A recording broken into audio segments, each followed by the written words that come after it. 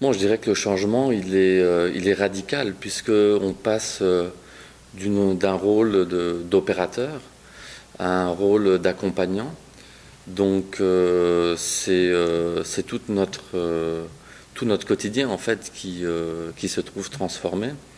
On n'est plus bon. Après c'est relatif bien sûr, hein, mais ça se fait également de manière progressive. Mais on n'est plus normalement au cœur des opérations. On est plus dans une logique de faire ensemble ou de faire faire. Et donc, bien entendu, ça se traduit concrètement par une contribution, des appuis qui sont autres. Sachant qu'en plus, dans la plupart des appuis sectoriels, donc au Burkina Faso, cela se fait à plusieurs partenaires techniques et financiers. Donc nous sommes plus seuls dans une relation bilatérale, mais nous sommes dans une relation donc multipartite, avec tout ce que ça peut impliquer aussi en termes de coordination vis-à-vis des autres partenaires.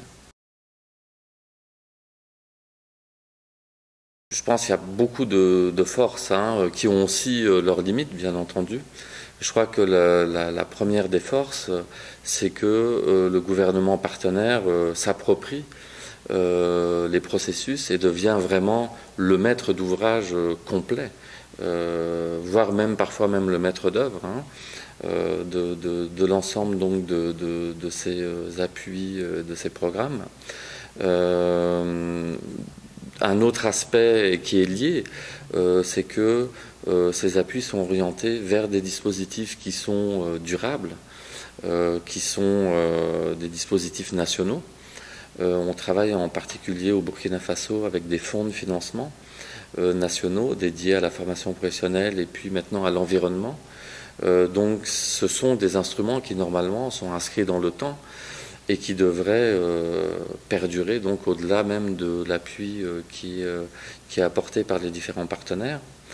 Une autre force qui est liée à l'harmonisation, c'est que différents partenaires mutualisent des ressources, donc forcément en termes quantitatifs, on a davantage de moyens à disposition donc des gouvernements partenaires.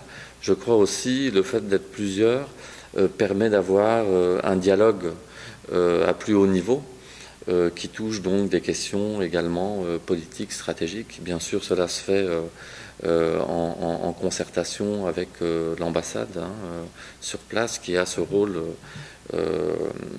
qui est d'autant plus important que, par exemple, dans le secteur de la formation professionnelle, le Luxembourg est également chef de file.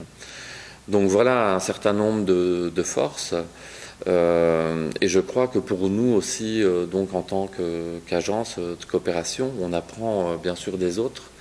On apprend aussi quelle peut être notre valeur ajoutée par rapport à d'autres coopérations, en particulier donc dans l'accompagnement de ces différentes dynamiques sectorielles.